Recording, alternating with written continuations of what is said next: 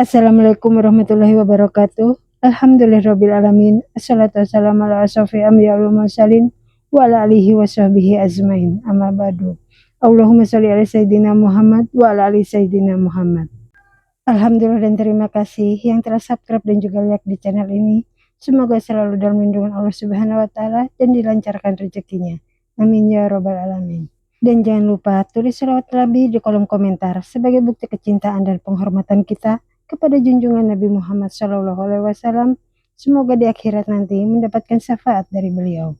Baiklah, pada kesempatan kali ini mari kita renungkan bersama yang mana semua itu telah dipaparkan dengan begitu epiknya oleh Sultanul Aulia, Syekh Abdul Qadir Al-Jailani.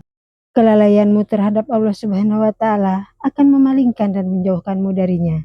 Kembalilah dari kelalaian itu sebelum engkau dipukul, dihinakan, dan didatangkan kepadamu ular yang menggigit, serta kalajengking yang menyengat.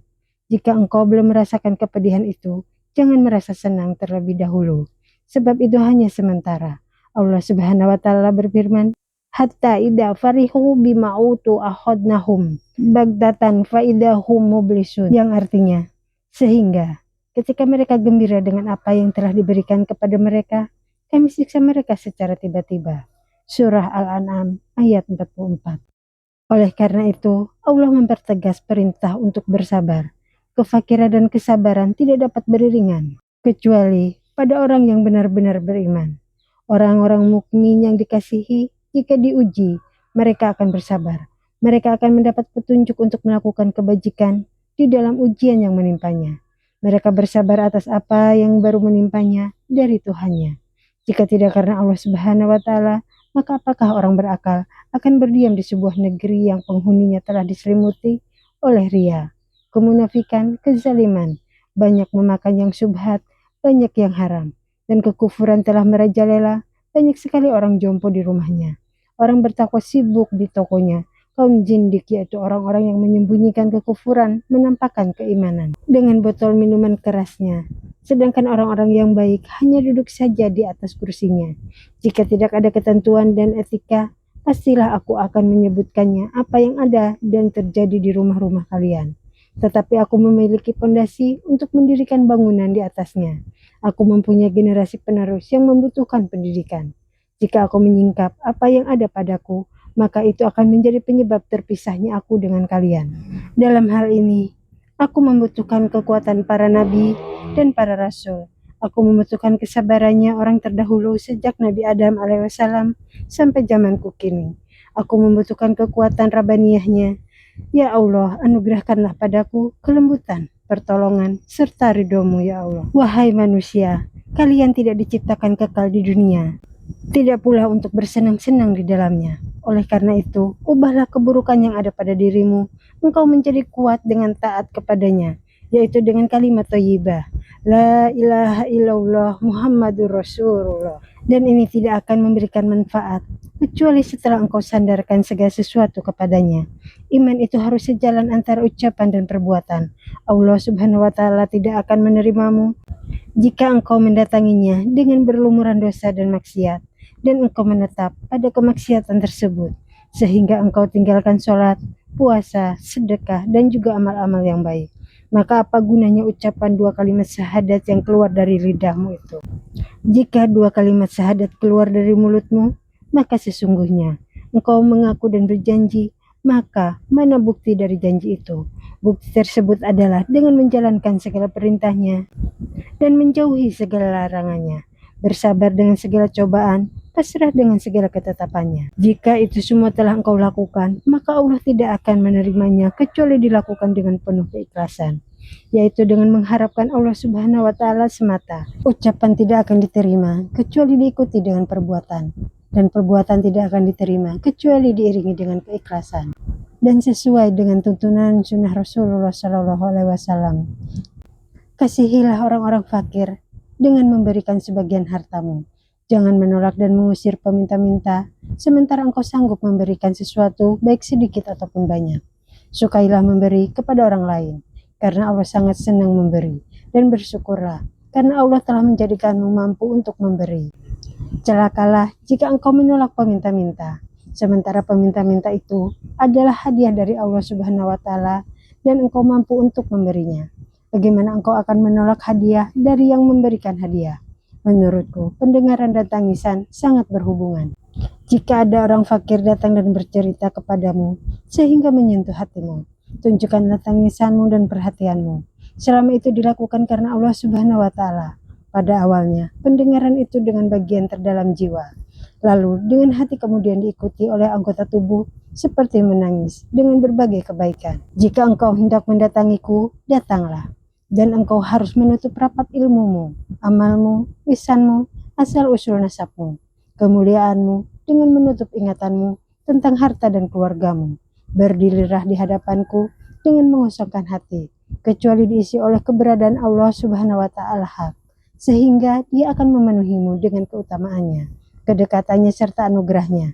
Jika engkau melakukan itu pada saat engkau datang kepadaku, sungguh engkau seperti seekor burung yang pergi dari pagi hari dengan perut yang kosong dan pulang di sore hari dengan perut yang kenyang, yakni hatimu akan dipenuhi oleh nurullah, cahaya Allah. Nabi Muhammad SAW bersabda, waspadalah dengan firasat orang mukmin, sesungguhnya dia melihat dengan cahaya Allah Subhanahu wa Ta'ala. Wahai orang-orang fasik, hati-hatilah terhadap orang mukmin. Jangan datang kepadanya ketika kamu dilumuri oleh kekotoran dan kemaksiatan. Sesungguhnya dia memandang dengan cahaya Allah Subhanahu wa Ta'ala. Dia dapat melihat apa yang ada pada dirimu, kemusyrikanmu, kemunafikanmu, pengkhianatan yang tersembunyi di balik pakaian palsumu. Dia akan menemukan ketercemaran dalam hatimu. Orang yang dipandang olehnya tidak akan beruntung. Dia tidak akan memperoleh keberuntungan. Kamu adalah orang yang termasuk hawas, gila pikirannya. Maka temanmu pun adalah orang-orang yang sepertimu juga. Seseorang bertanya, sampai kapan kebutaan ini akan berlangsung? Jawabnya adalah, sampai datang padanya seorang tabib yang kemudian meletakkan bantal di balik kepalanya, lalu memperbaiki prasangka burukmu, sehingga hilang tuduhan burukmu terhadapnya. Lalu engkau membawa anak-anakmu dan duduk di ambang pintunya. Lalu engkau akan merasakan pahitnya obat yang diberi. Maka ketika kebutaan tersebut telah sirna, tunduk patuhlah engkau kepada Allah Subhanahu wa Ta'ala. Kemudian sampaikan segala kebutuhanmu padanya. Tutuplah pintu yang membuka peluang masuknya makhluk dalam hatimu. Dan bukakanlah pintu yang mendekatkan dirimu dengannya. Akuilah segala dosa. Mohon ampunlah atas segala kelalaian yang telah engkau perbuat. Kemudian yakinilah bahwa tidak ada kemudaratan dan tidak ada kemanfaatan, tidak ada yang dapat memberi dan tidak ada yang dapat menolak sesuatu kecuali Allah Subhanahu wa Ta'ala. Tatkala kebutaan di dalam hatimu telah sirna, maka pandangan mata lahir pun akan tergerakkan. Wahai muridku, kasarnya pakaianmu dan kerasnya makananmu bukan merupakan hal yang penting. Yang terpenting bagimu adalah juhudnya hatimu. Yang pertama dikenakan orang yang sidik, benar hatinya adalah pakaian untuk batinnya. Baru kemudian memikirkan lahiriahnya, maka pertama-tama dia akan membungkus bagian terdalam jiwanya dengan pakaian, kemudian hatinya, kemudian diri, dan baru dia akan membungkus anggota badannya. Sehingga apabila semuanya itu merupakan pakaian yang kasar, akan datang padanya tangan kelembutan, tangan kasih sayang yang akan mengubah semuanya. Pada akhirnya akan lepaslah pakaiannya yang lusuh dan kelam, lalu berganti dengan pakaian kebahagiaan. Kegetiran akan menjadi kenikmatan, kesedihan akan menjadi keceriaan, ketakutan akan menjadi ketenteraman, yang asalnya jauh akan menjadi dekat, dan kefakiran akan berubah menjadi serba berkecukupan. Wahai muridku, engkau dapat meraih setiap bagian hanya dengan tangan juhud, bukan dengan tangan keinginan. Tidak selamanya yang makan sambil menangis sama seperti yang makan sambil tertawa. Ambillah setiap bagian tersebut dan tetapkanlah hatimu bersama Allah Subhanahu wa Ta'ala Al-Haq.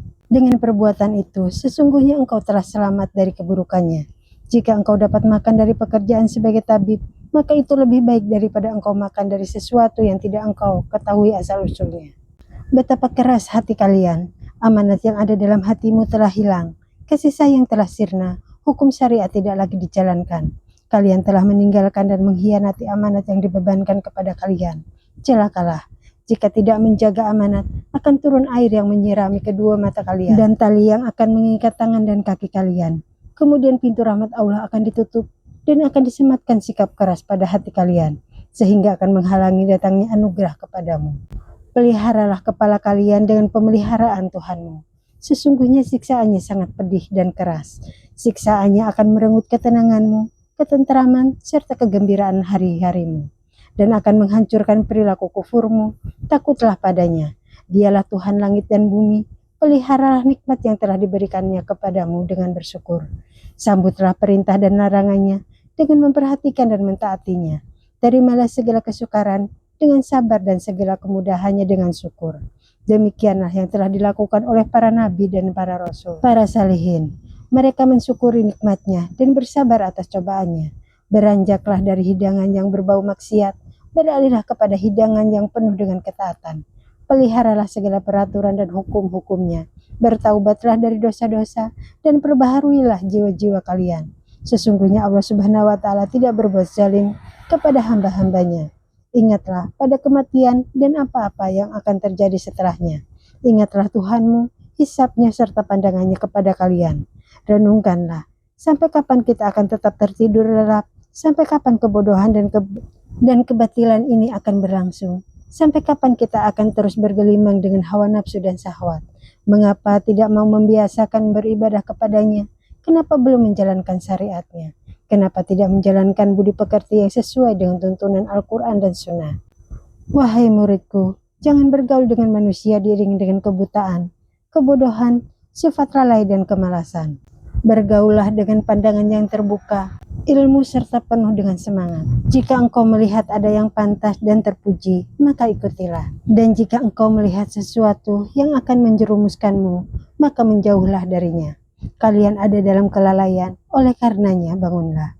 Penuhilah masjid-masjid, tegakkanlah sholat. Kumandangkan sholawat bagi Rasulullah SAW. Beliau bersabda, kalau saja dari langit turun api, maka tidak akan ada yang selamat darinya kecuali ahli masjid. Jika kalian lalai di dalam sholat, maka sholat tersebut terputus dari Allah Subhanahu wa Ta'ala. Nabi Muhammad SAW bersabda, keadaan hamba yang paling dekat dengan Tuhannya adalah ketika dia bersujud. Celakalah, betapa banyak engkau mentakwil ayat-ayat Allah dan betapa banyak engkau memberi rukhsah keringanan. Orang yang mentakwil termasuk berkhianat. Ketika kita mengikuti ketetapan hati, bergantung pada hukum ijma, kemudian ikhlas dalam beramal, kita tidak bermaksud meninggalkan hukum Allah Subhanahu wa Ta'ala. Bagaimana sekiranya takwil kita dan keringanan yang kita tempuh akan hilang? Zaman sekarang adalah zaman rukhsah. Bukan masanya lagi untuk mengikuti ketetapan hati. Zaman yang dipenuhi dengan sifat riya, nifak dan perampasan harta dengan jalan yang tidak benar. Banyak orang yang melakukan sholat, beribadah puasa, melaksanakan ibadah haji, berbuat kebajikan bukan karena Allah Subhanahu wa Ta'ala. Sebagian besar alam ini telah terperangkap menuju makhluk, tidak menuju Al-Halik Sang Pencipta. Hati kalian telah mati, sedangkan nafsu syahwat telah menguasai dan hidup di dalamnya. Sehingga kalian mencari kesenangan dunia. Ingat, hidupnya hati itu adalah dengan melepaskan diri dari pengaruh makhluk dan kembali bersama Al-Haq secara maknawi yang hakiki, bukan hanya tampilan muka belaka. Hidupnya hati adalah dengan menjalankan seluruh perintahnya dan menjauhi segala larangannya, sabar atas ujiannya dan rela dengan segala ketetapannya. Wahai muridku, terimalah segala takdirnya, lalu tegaklah berdiri bersamanya. Perintah yang dilakukan itu membutuhkan dasar pondasi, kemudian harus didirikan bangunan di atasnya. Maka istiqomahlah di dalam mengerjakan perintah tersebut dalam setiap waktu, baik di waktu siang maupun di waktu malam. Celakalah engkau mentafakuri urusanmu. Tafakur adalah amalan hati. Jika engkau mendapat kebaikan dari tafakur tersebut, maka bersyukurlah kepada Allah Subhanahu wa Ta'ala. Dan jika engkau mendapatinya sebagai sebuah keburukan, maka bertaubatlah. Maka itu akan menghidupkan agamamu dan membinasakan setan yang ada pada dirimu. Oleh karena itu, dijelaskan, berpikir, tafakur sejenak, lebih baik daripada berdiri sepanjang malam. Wahai umat Nabi Muhammad, bersyukurlah kepada Allah Subhanahu wa Ta'ala. Allah telah memberikan keringanan dalam amalan kalian, berbeda dengan amalan orang-orang terdahulu sebelum kalian. Kalian adalah umat akhir zaman, tetapi kalian adalah umat yang pertama di akhirat nanti. Jika kalian telah baik, maka tidak ada umat yang lebih baik dari kalian. Kalian adalah pemimpin dan umat yang lain adalah pengikut. Ingatlah hal ini tidak akan terwujud selama nafsu syahwat masih bercokol dalam dirimu. Selama engkau menentang Allah Subhanahu wa Ta'ala yang Maha Pencipta, selama perbuatanmu masih terbungkus ria dan kemunafikan, selama dunia masih engkau cintai, selama masih ada hal lain selain Allah Subhanahu wa Ta'ala di dalam hatimu, maka engkau tidak akan menjadi umat terbaik. Ya Allah, anugerahkan kepada kami kesanggupan untuk itu, dan anugerahkan kepada kami kebaikan di dunia dan juga di akhirat, dan peliharalah kami dari siksa api neraka. Demikianlah, kurang dan lebihnya kami mohon maaf. Subhana rabbika rabbil izzati amma yasifun, wassalamu ala mursalin, walhamdulillahi rabbil alamin. Wabillahi taufiq wal hidayah. Wassalamualaikum warahmatullahi wabarakatuh.